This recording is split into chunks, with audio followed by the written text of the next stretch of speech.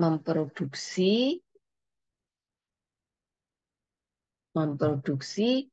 untuk memenuhi kebutuhan dalam negeri lebih dahulu gitu. Nah, kalau eh, negara sebaliknya, negara yang penduduknya sedikit itu tidak punya apa eh, tantangan ya untuk memproduksi jumlah yang banyak gitu ya. Jadi pastinya kalau dia ingin eh, mengalami economies of scale atau mendapatkan eh, mengalami biaya rendah untuk menghasilkan produksi per unitnya, dia harus mencari eh, pasar yang baru terus-menerus gitu ya. Nah, inilah keuntungan negara yang dengan penduduk yang tinggi. Biasanya dia lebih dahulu mengalami economies of scale, kemudian selanjutnya akan mudah dia mencari pasar yang baru gitu. Tapi dia kurva belajarnya lebih dahulu ya, lebih cepat dibandingkan dengan negara yang lain. Nah, kalau kita berkaca pada negara yang lain, itu misalnya Cina, India, gitu, yang punya banyak penduduk, pastinya dia akan eh, sudah panjang ya masa belajarnya untuk memproduksi dengan cara murah gitu. Nah, kita tahu bahwa untuk barang yang sama eh, itu Cina itu bisa memproduksi sangat murah. Ini pasti hasil belajar yang lama gitu ya, karena dia sudah eh, belajar untuk memenuhi kebutuhan dalam negerinya lebih dahulu. Gimana caranya memproduksi dengan biaya murah gitu. Nah, itu kira-kira negara yang berhasil memanfaatkan economies of scale gitu. Lalu eh, apa ada yang dikenal sebagai industri anak-anak atau industri yang baru tumbuh gitu ya. Industri yang baru tumbuh yang diproteksi ya karena ini juga sebenarnya mempertimbangkan eh, anu dia tuh punya potensi untuk eh, menjadi industri yang sangat besar yang efisien. Loh, kenapa anu apanya punya Pak Yogananda kenapa itu kok klik-klik terus ininya? Mm-mm. Sudah ya, layarnya kok klip-klip. Nah, jadi eh, ada negara, ada industri-industri di negara tertentu yang dipandang oleh pemerintahnya ini kalau sudah matang ya, mature, itu akan bisa bersaing dengan saingannya di luar negeri. Karena dia punya pasar yang besar di dalam negeri, dan kita mungkin punya potensi untuk mengembangkannya karena punya sumber dayanya.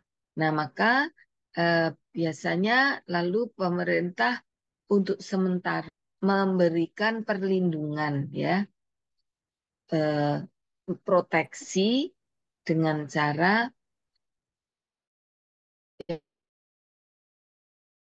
disubsidi sebagainya untuk eh, mempercepat pertumbuhannya karena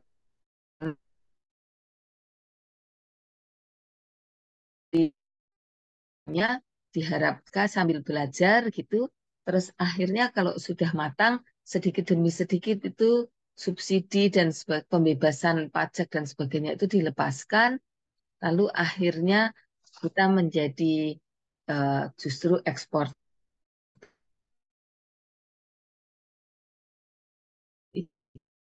Nah, yang ketiga adalah oh ya, tetapi begini, kita juga melihat bahwa sebenarnya faktor pemicu dari adanya monopoli atau berkembangnya perusahaan multinasional yang membuka cabangnya di mana-mana ini oleh sebab economies of scale. Jadi mengapa kok negara lain, perusahaan asing bisa mendirikan cabangnya di negara kita dan sebagainya.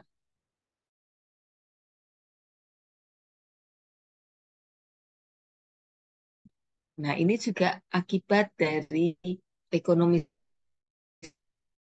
biaya yang sangat rendah, ya, eh, yang mengakibatkan eh, dia menjadi monopolis, ya.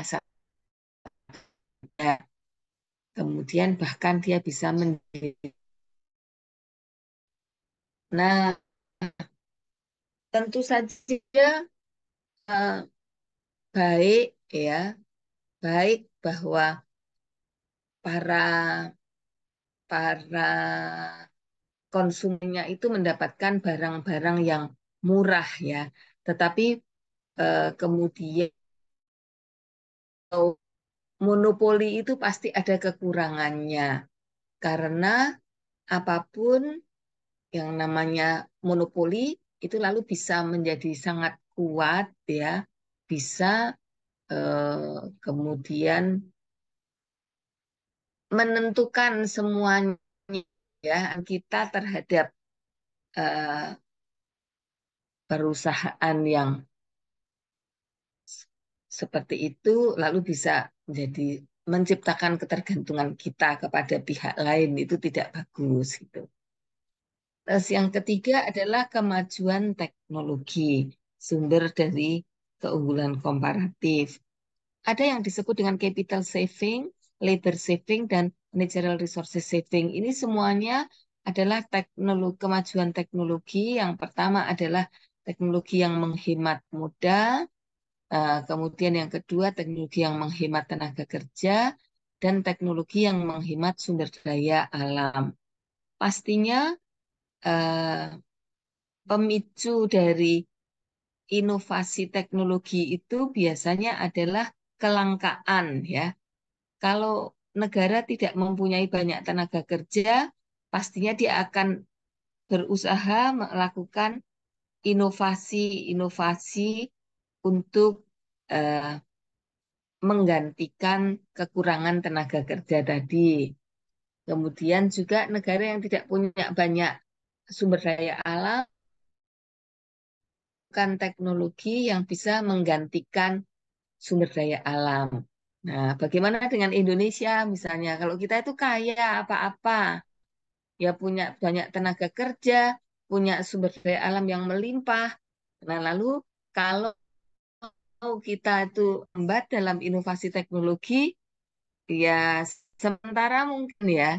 Tetapi kalau kemudian justru eh, disalib oleh negara-negara yang punya keterbatasan dalam hal-hal tadi, lalu kita menjadi pengekspor raw material, lalu eh, sebenarnya manfaat perdagangan yang kita peroleh lalu menjadi sangat rendah dibandingkan pihak lain yang eh, tadi bisa memanfaatkan nyatanya, misalnya karet bisa dibuat sintetisnya gitu. Nah, lalu eh, karet kita menjadi kurang laku, misalnya, ya, meskipun dalam batas-batas tertentu teknologi itu tidak bisa menggantikan secara keseluruhan gitu, ya, hanya menggantikan dalam batas tertentu gitu. Kalau bikin ban ya tidak bisa dari karet sintetis, pastinya seperti itu dan sebagainya. Nah, lalu eh, ada kalau kita cermati, kita dari pembicaraan awal, kita tahu bahwa manfaat perdagangan itu jelas.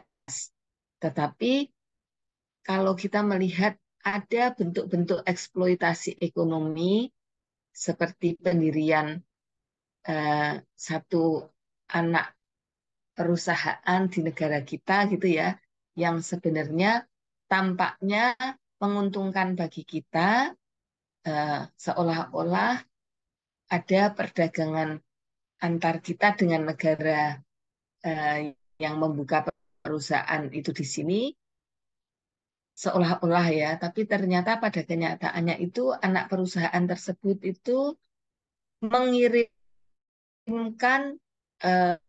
hasil produksinya kepada perusahaan induknya di negara asalnya saja sana.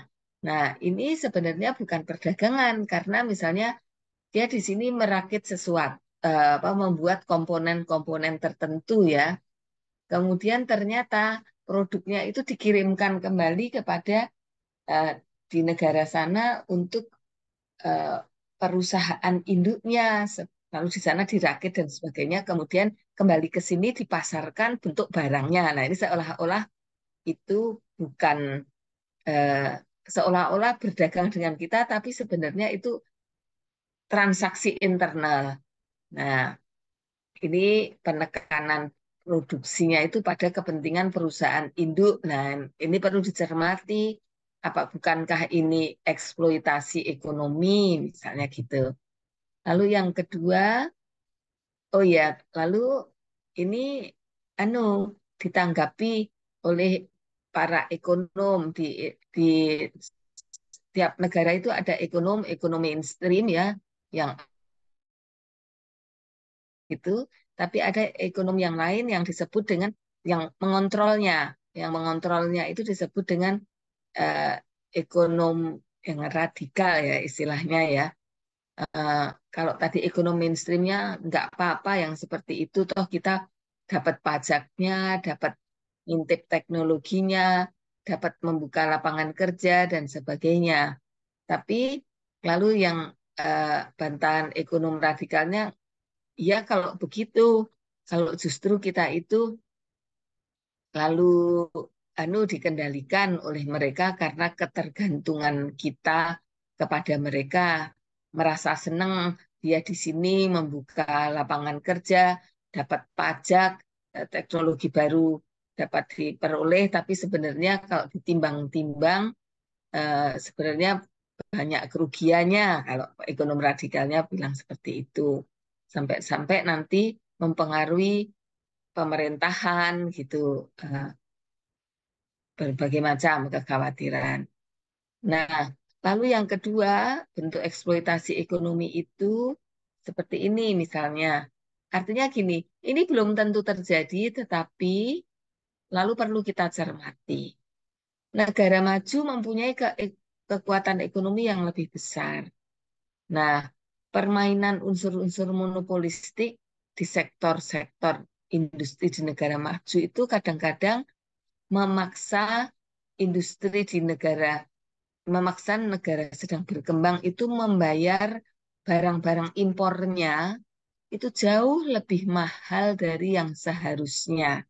Artinya, kalau kita itu sangat tergantung kepada mereka, maka kadang-kadang kita itu sebenarnya menerima harga yang lebih mahal dari seharusnya, sementara barang ekspor kita itu dihargai kurang adil, gitu ya. Ya, ini karena kita lalu menjadi sangat tergantung, seperti ini bisa menyebabkan dasar penukaran kita atau istilahnya rasio harga atau term of trade ya, harga relatif yaitu perbandingan harga-harga barang ekspor dibandingkan harga barang-barang impor kita itu eh, melemah ya. Jadi menguntungkan pihak lain. Nah, inilah kira-kira eh, yang lalu memunculkan pertanyaan sebenarnya bagaimana sikap kita yang wajar untuk manfaat perdagangan internasional. Nah, yang jelas kalau kita harus melihatnya dengan alat analisis ekonomi, jelas kita tahu akibat perdagangan itu kita bisa meningkatkan kesejahteraan dengan dasar apa? Yang kemarin itu PPF dibandingkan dengan CPF. Batas kemungkinan produksi itu eh, sebelum perdagangan itu sama dengan batas kemungkinan konsumsi gitu. Tapi setelah perdagangan kita bisa mengkonsumsi jumlah yang lebih banyak dengan melakukan spesialisasi-spesialisasi gitu toh, menukarkannya kepada pihak lain yang memproduksi barang yang kita butuhkan dengan lebih murah. Artinya dengan produksi eh, dengan sumber daya yang sama, sebenarnya kita bisa memperoleh barang yang lebih banyak dibandingkan dengan memproduksi sendiri. Itu itu sudah jelas. Bukti-buktinya sudah digambarkan yang kemarin-kemarin itu.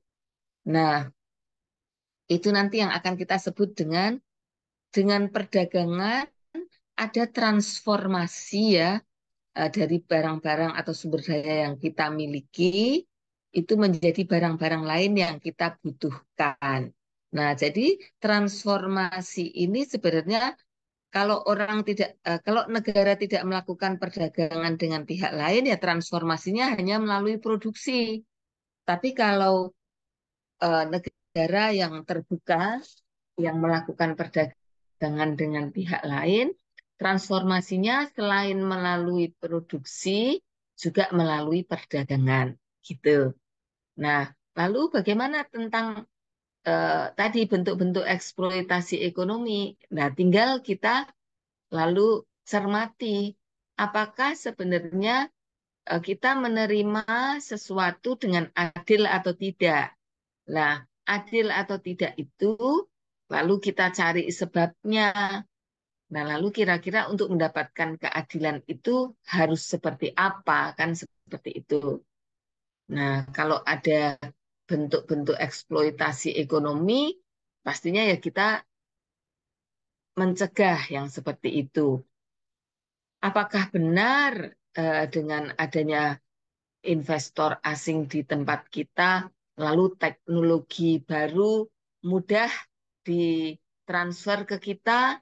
Nah, kita cek bahwa benar eh, inovasi teknologi itu memerlukan energi yang sangat besar bagi inovatornya. Nah, itu pastinya tidak mudah juga menerima transfer teknologi dengan mudah ya. Pastinya segala sesuatu yang diusahakan dengan susah, melepasnya juga eh, tidak mudah kecuali mereka mendapatkan gantinya atau istilahnya sama-sama ya memperoleh simbiose mutualistis gitu ya. Nah, simbiose mutualistis saling menguntungkan gitu ya. Tuh. Lalu eh, lapangan kerja betul sementara kita memperoleh lapangan kerja dengan adanya investor asing itu. Tetapi lalu kita cek yang kita peroleh eh, sebenarnya tenaga kerja itu jangan-jangan dibayar terlalu murah. Lalu kita sudah cukup senang misalnya dengan eh, mendapatkan eh, lapangan kerja daripada nganggur gitu ya. Nah ini kan sebenarnya eh, tidak enak juga gitu ya. Nah artinya apa yang harus kita lakukan ya?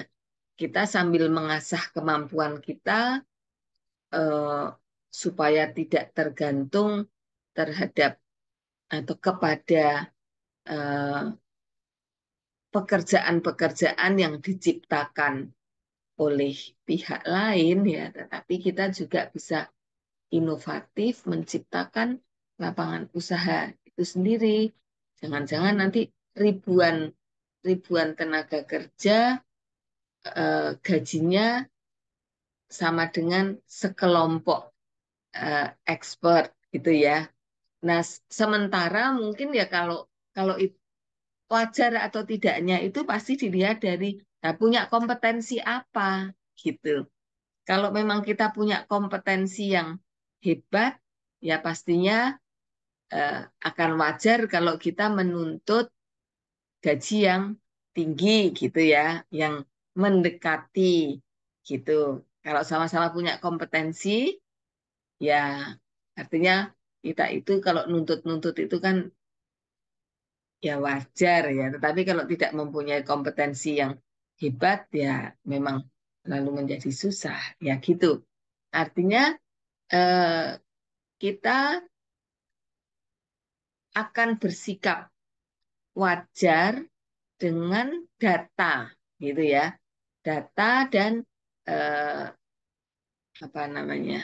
Lalu kita bisa menyatakan ini adil atau tidak adil gitu tuh. Jadi yang jelas kita bisa membuktikan bahwa perdagangan itu membawa manfaat ke dalam gambar yang kemarin itu kita punya bukti bahwa CPF bisa melampaui PPF ya, yang itu secara gampang dapat di bahasa lainnya adalah tingkat kesejahteraan yang lebih tinggi, sumber daya yang sama bisa memperoleh jumlah barang yang lebih banyak. Itu kira-kira gitu. Nah, atas ini semua apakah ada pertanyaan? Itu dulu. Silakan.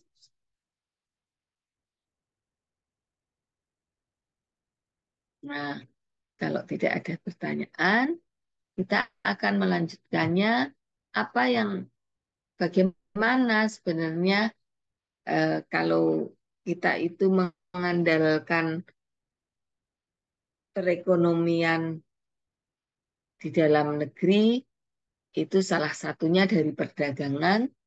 Bagaimana sih pengaruh perdagangan terhadap perekonomian di dalam negeri? Yang pertama, kita bicara aspek ekonomis dan aspek non-ekonomis. Pastinya kita akan banyak mengupas yang aspek ekonomis ini.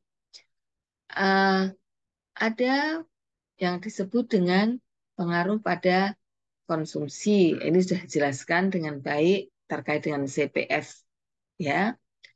Lalu ada pengaruh pada produksi dan ketiga pengaruh pada distribusi pendapatan. Ini adalah ketiga hal uh, pengaruh perdagangan dalam ekonomi. Nah, pengaruh konsumsi itu pengaruh kepada konsumsi dari perdagangan itu, ini CPF itu, lalu dua adalah demonstratif, efek demonstrasi. Apa toh sebenarnya yang dimaksud dengan efek demonstrasi? Efek demonstrasi itu adalah efek dari perdagangan terhadap pola dan kecenderungan berkonsumsi dari masyarakat. Kita melihat bahwa dengan dibukanya hubungan ekonomi dengan luar negeri, banyak perusahaan asing masuk di sini. Apakah ada franchise di sini, misalnya eh, yang paling mudah untuk konsumsi ya, ada misalnya pangan, ada McD, ada KFC, ada Starbucks dan sebagainya. Itu semuanya memicu uh, inovasi di tempat kita, ya. Itu yang positif.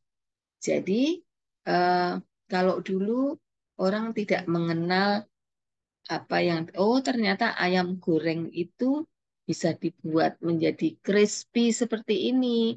Muncullah ada uh, apa ayam crispy juga di Indonesia, muncul tahu crispy dan sebagainya yang dipicu atau kopi dulu ya kopi tubruk gitu ya. Oh ternyata bisa di blender-blender begitu. Lalu muncullah keahlian barista dan sebagainya, muncul kedai-kedai kopi. Ini semua sebenarnya oleh akibat dari eh, dibukanya kesempatan usaha asing di sini.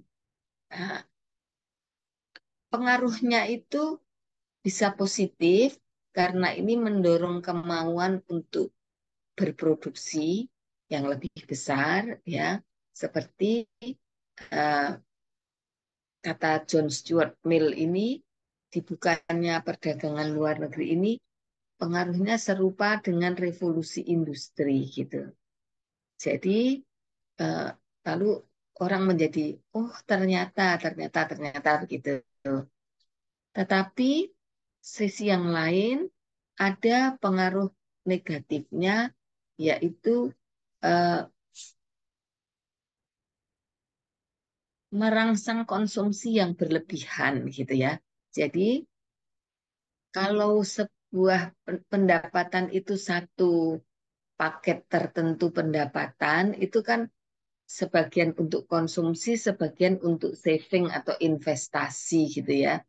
Nah, kalau semua eh, lebih banyak untuk konsumsi, maka yang untuk investasi menjadi lebih kecil. Padahal kita tahu bahwa investasi itu akan membawa kita kepada pertumbuhan ekonomi, gitu ya. Nah, kalau investasi rendah, pertumbuhan ekonomi menjadi rendah. Itu kira-kira efek dari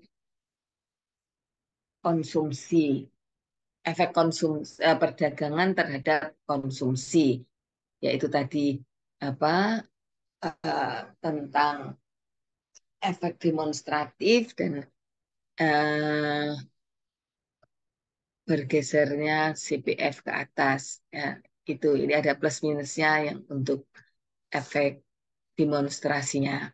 Nah, lalu yang kedua adalah efek produksi.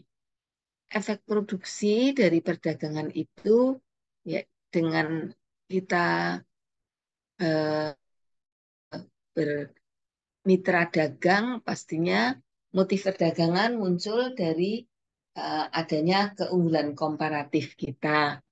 Nah, maka bagaimana caranya memanfaatkan perdagangan itu dengan melakukan spesialisasi di mana kita punya keunggulan komparatif gitu.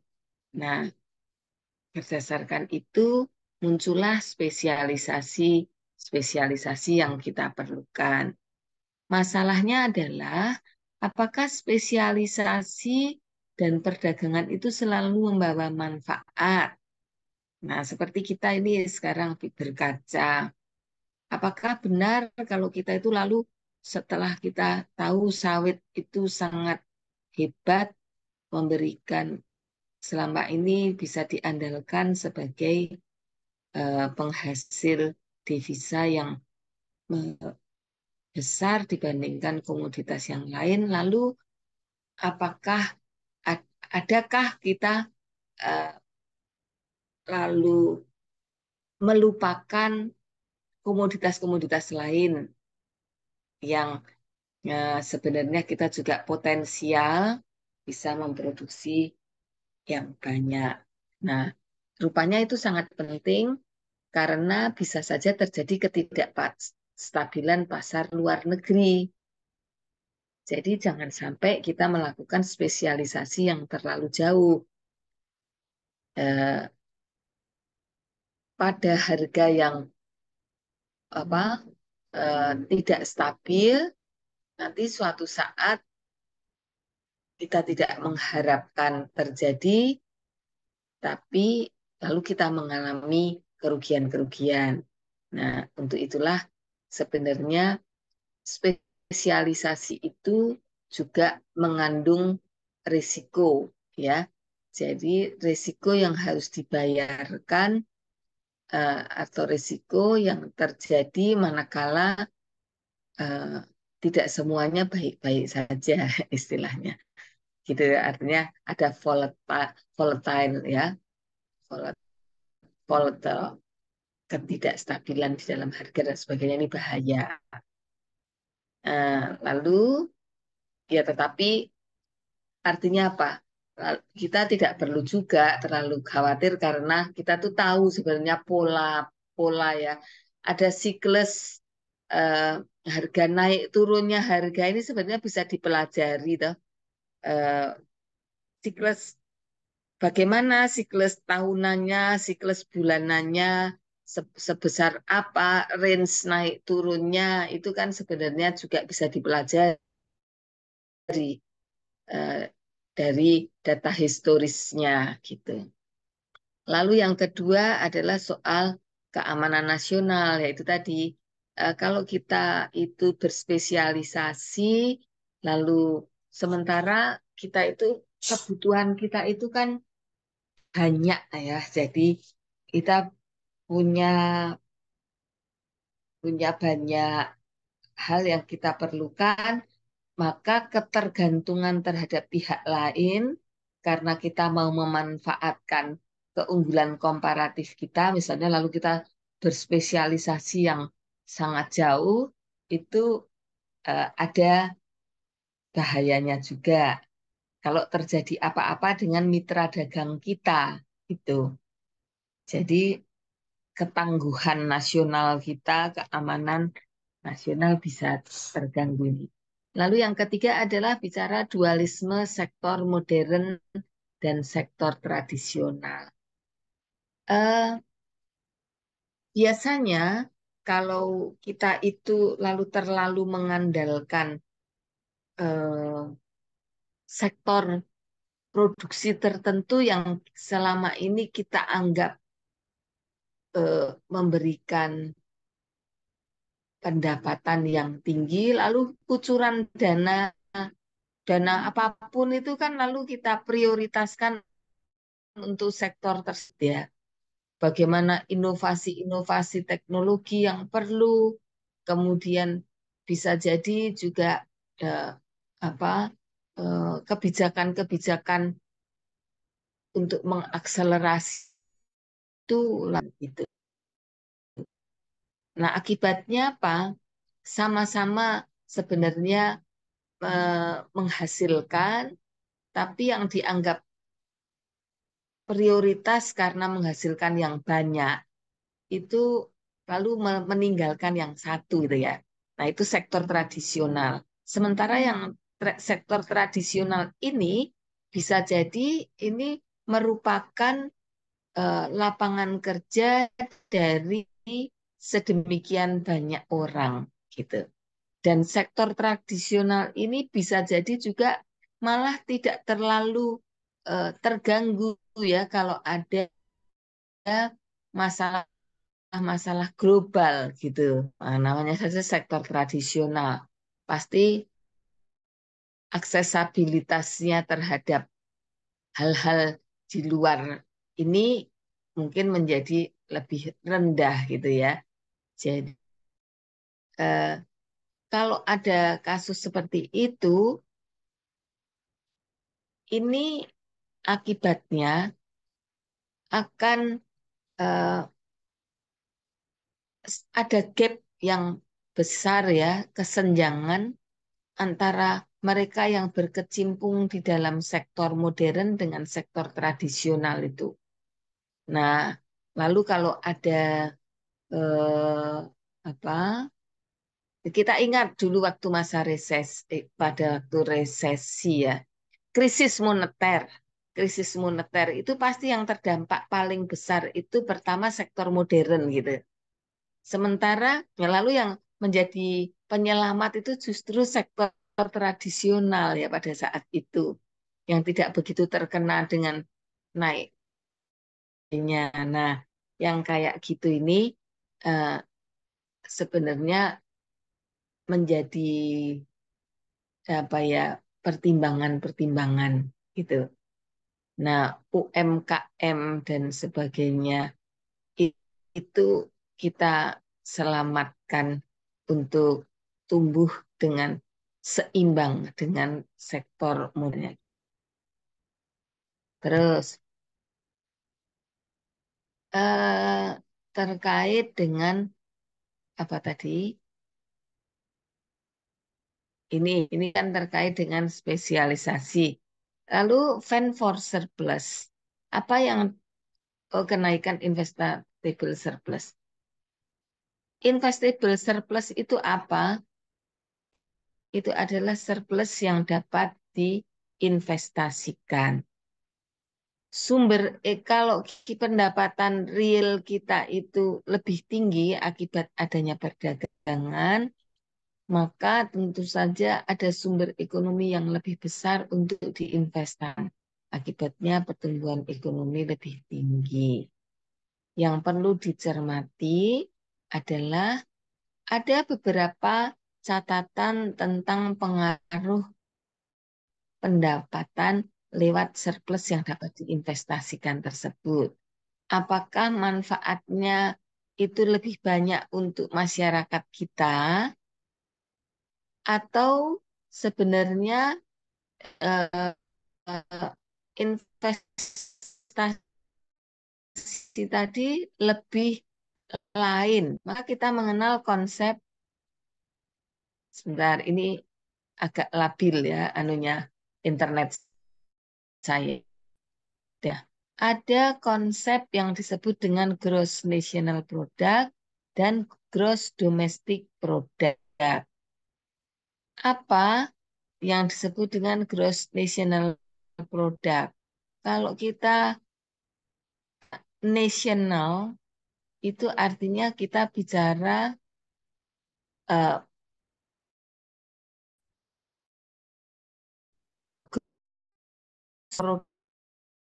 kita bicara bisa. Jadi kalau kita bilang produk itu pendapatan masyarakat itu tinggi. Sementara gross domestic product yang tinggi itu eh, pendapatan yang dihasilkan di wilayah Indonesia itu tinggi. Nah, ini sesuatu yang berbeda eh, terkait dengan pentingnya memilah ya. Jadi kalau kita bicara gross domestic product yang tinggi itu sebagian ini sebenarnya miliknya para pemilik faktor produksi.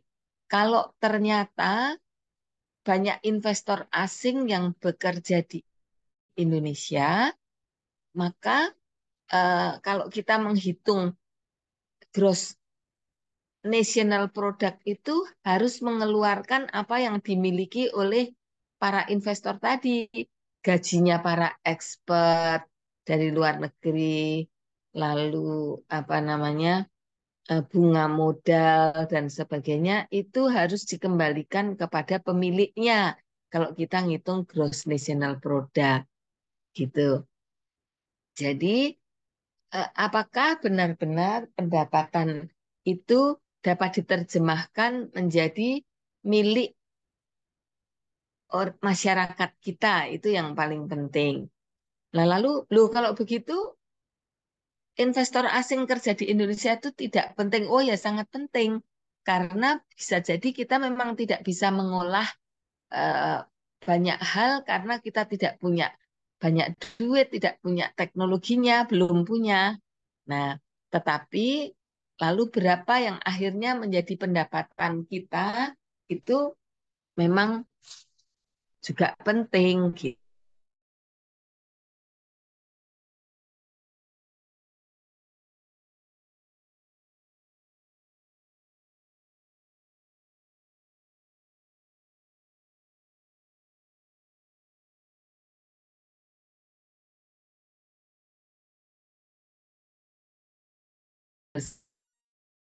Harus kita manfaatnya untuk warga negara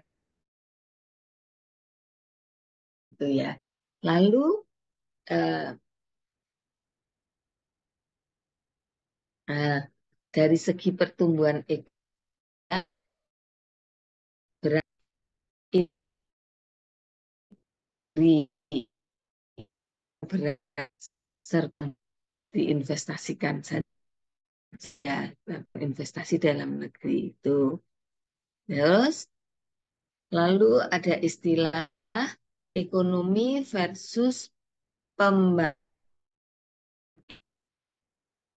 Ini tadi antara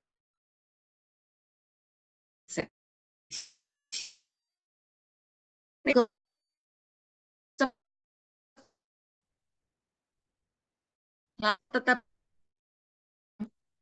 senjang kekayaan, senjang ke antar. Ini nggak bagus nih internet saya. Suara saya putus. Suara nggak putus-putus, Bu. Kok bola-balik recording in progress. Gitu. Terus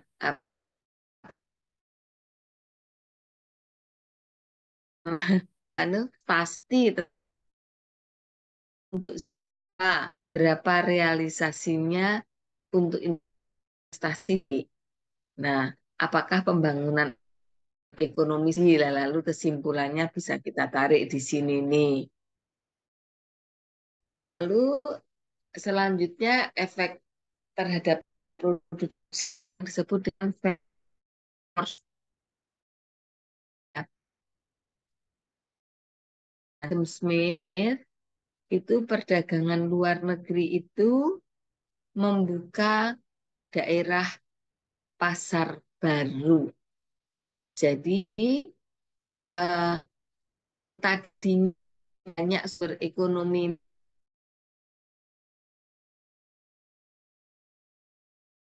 mendapat salurannya, ventilasinya untuk dimanfaatkan gitu.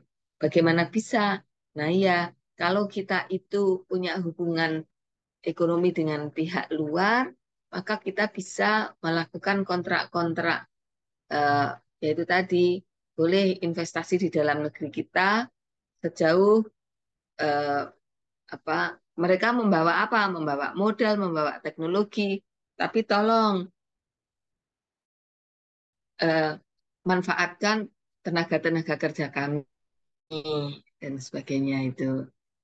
Nah, akibat seperti itu kan ekonomi kita yang belum terolah bisa dimanfaatkan dengan baik. Akibatnya kita akan bisa memproduksi sesuatu dan akhirnya pasar baru kita pergi. Nah, inti dari Van for Surplus ini adalah pertumbuhan ekonomi itu lalu terjadi oleh karena dibukanya pasar yang baru gitu. Nah, kalau kemudian ditanya eh, apakah Van for Surplus itu menghasilkan pertumbuhan ekonomi atau akhirnya juga berdampak pada pembangunan ekonomi? Ya pastinya ini semua tanggung jawab dari per, apa dalam hal ini pemerintah kita karena kita ini bukan lagi eh, negara ya. Kalau zaman dahulu bagaimana kita itu lalu masyarakatnya atau tidak sejahtera, kalau negara jahan ya tergantung pada, tapi kalau negara merdeka pertumbuhan ekonomi menjadi pembangunan ekonomi itu tergantung kitanya sendiri maksudnya. Itu kira-kira eh, terkait dengan efek perdagangan pada produksi pada item vendors. Yang keempat ya, ada efek perdagangan pada produksi itu terkait dengan produktivitas. Produktivitas itu dikatakan bahwa bisa terjadi peningkatan produktivitas,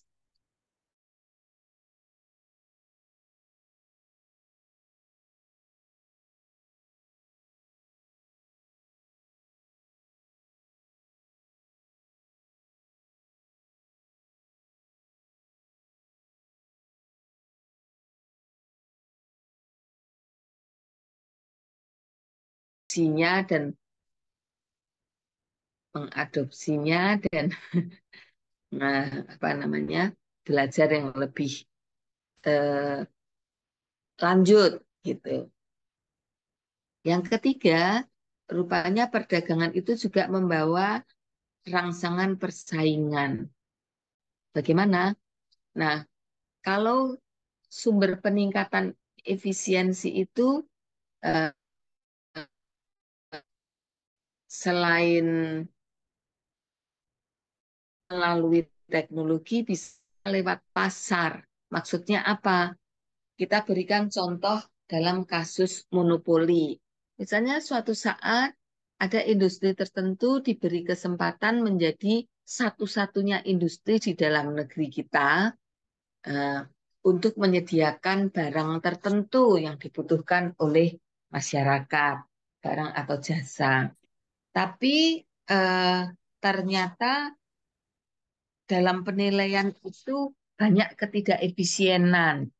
Dan lalu apa yang bisa dibuat? Ya, didatangkanlah eh, barang yang sama atau jasa yang sama dari luar negeri. Nah, lalu sebenarnya terbuka mata ya bahwa oh ternyata di luar negeri itu bisa dibuat semuanya ini menjadi lebih murah. Nah, kalau seperti ini kan lalu sebenarnya membawa rangsang persaingan gitu. Nah, seperti itu. Jadi hati-hati para monopolis itu yang eh, sementara menjadi senang karena kesempatan untuk menjadi satu-satunya, tapi ingat tidak boleh eh, lalu anu ya apa namanya memanfaatkan itu dalam rangka keuntungan sendiri karena bisa saja dia dicarikan eh, pesaingnya dari luar negeri lalu ini memaksa untuk menghilangkan pemborosan-pemborosan atau ketidakefisienan yang selama ini mungkin terjadi gitu. Nah, lalu yang eh, kalau kita tadi bicara apa rangsangan persaingan itu bisa melalui teknologi, lalu pertanyaannya adalah sebenarnya transfer teknologi itu ada beberapa tidak cepat ya, itu seberapa jauh itu menerima. Kadang-kadang dia tapi dari segi dan lingkungan gitu. Nah, ketidaksiapan seperti ini merupakan penghambat. Bapak, Bapak, Bu, Bapak-bapak di sini apa yang terjadi sebenarnya? Mengapa ya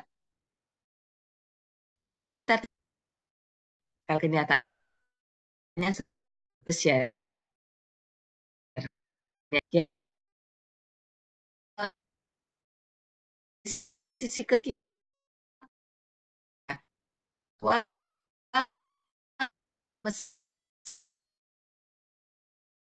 ini tangguh. Lalu kalau pengen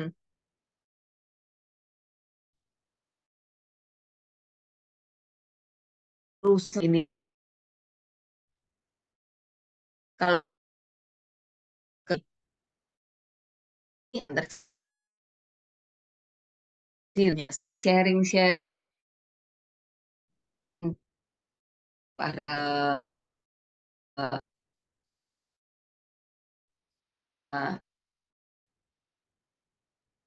di kondisi yang ada.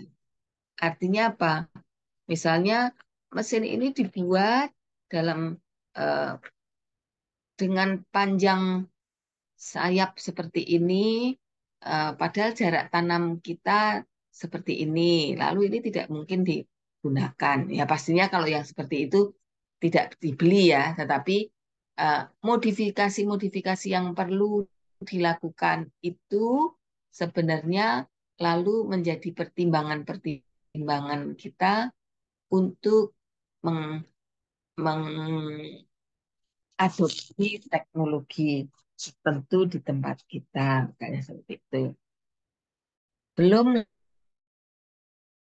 lagi kalau bicara ini nanti menggusur tenaga kerja.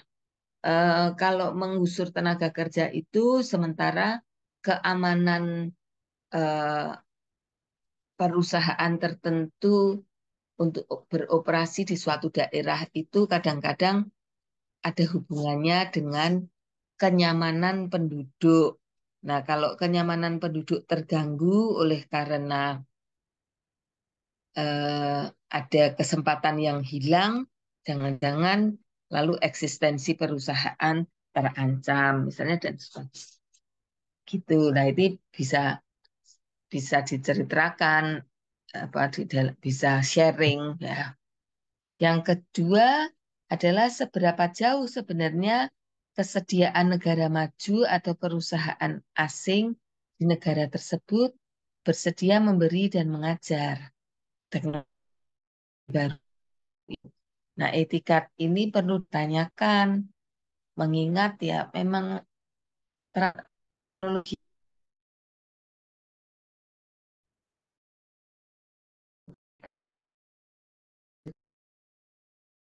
tidak alam,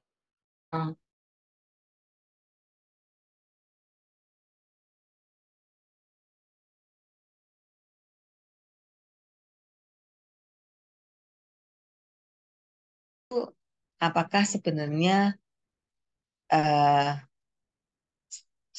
di luar masalah transfer tadi, apakah ada masalah kesesuaian? Sebenarnya teknologi-teknologi advance itu bagi kita belum tepat untuk diadopsi. Jangan-jangan kita tuh memerlukan teknologi yang sifatnya masih madya gitu ya, disesuaikan dengan kebutuhan kita. Nah, bisa jadi seperti itu. Nah, itu kelihatannya soal transfer teknologi. Pengaruh dari sisi distribusi pendapatan itu ada penjelasan menurut sudut pandang kaum neoklasik dan ekonom radikal dan golongan anti neoklasik. Nah, salah satu eh, tokohnya adalah namanya Gunnar Myrdal. Ekonom neoklasik menyatakan bahwa hubungan luar negeri itu lebih memeratakan pendapatan dalam negeri dan antar negara. Melalui apa? Saluran utamanya, saluran perdagangan dan saluran aliran modal gitu. Oh, sudah. Sekarang yang itu saja dulu. Yang pertama tadi, apakah ada pertanyaan atau adakah yang mau di-sharingkan, dipersilahkan dulu.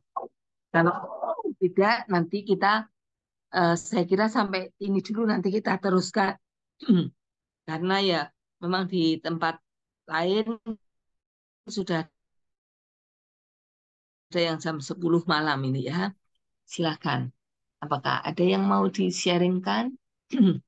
Kalau tidak ada, nanti silahkan dipelajari saja dulu. Nanti sampai di ini, nanti sampai di eh, slide 16 ini dipelajari dulu. Minggu depan kita bicara soal proteksi lebih lanjut. Gitu. Gitu, karena ini juga sudah jam 9 lewat 12, cukup malam. Ada yang mau ditanyakan atau mau di-sharingkan, dipersilahkan.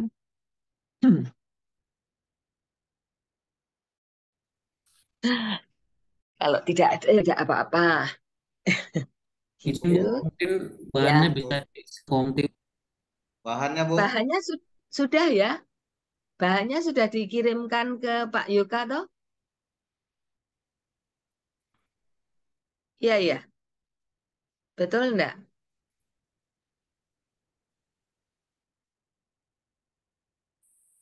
Pak Yoga sudah di-share bahannya? Pak Yoga kepental kayaknya, Bu. Oh gitu ya. Iya, Eh, jadi mantap.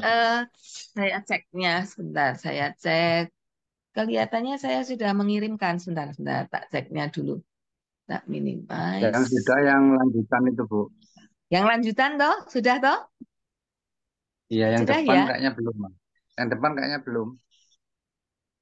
Oh, yang depan malah belum. Yang judulnya Perdagangan Internasional malah belum. Sudah, no? Belum, Jadi Bu. saya, hah? Sudah kan? Benar? Saya cek dulu coba deh, tak lihatnya. Di sini saya pernah, ini Pak Yuka dulu ya, tak ceknya Yuka. Yuka Nanda, eh, coba dicek di, sebentar. Hmm, Nah, oh, sebentar ya, sebentar.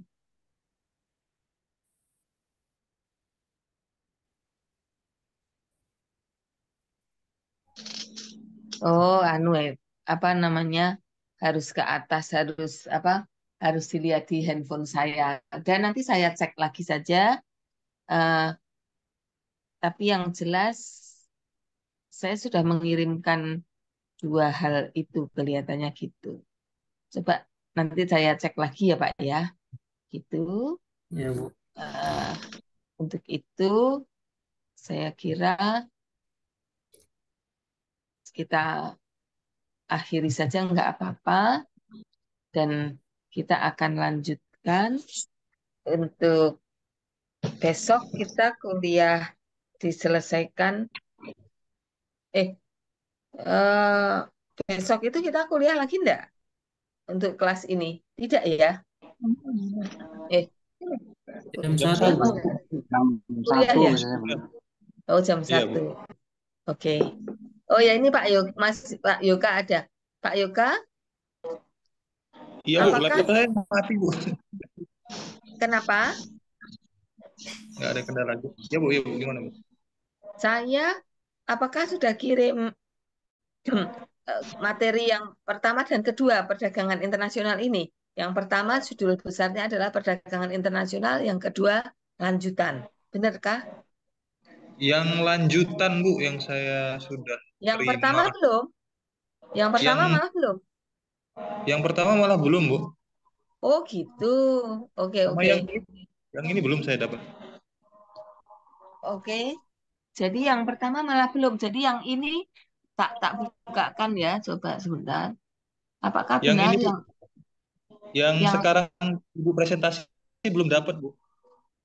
lanjutan itu namanya belum ya? Kalau yang lanjutan Oh, sudah, tapi kok beda, Bu, isinya, Bu? masa masa beda. Sebentar. Yang ini Pengaruh sebentar ya. perdagangan serta perekonomian dalam negeri. Itu sudah kan? Itu judulnya lanjutan itu. Iya, ini sudah, Bu. Itu sudah. Kalau yang pertama yang judulnya perdagangan internasional itu sudah belum? Sudah, itu Belum ada, sudah, Bu. sudah. Sudah toh? Sudah, Bu. Perdagangan Iya. internasional sudah. Heeh. Itu tolong di-share semuanya. Gitu. Oke ya. Ya, kalau Yang belum, oh ya ini udah. sudah, semuanya sudah kelihatannya. Sudah. Oke, kalau sudah berarti ya sudah. Selamat istirahat. Eh, nanti apa jam 4 sahur, atau Ya sudah. Udah gitu aja deh. Ya, Ya. kita akhiri dengan eh,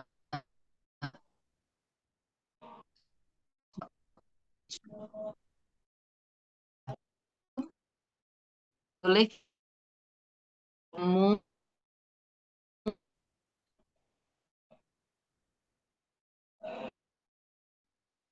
siang ya. Ya, siang Bu. Satu ya, wes.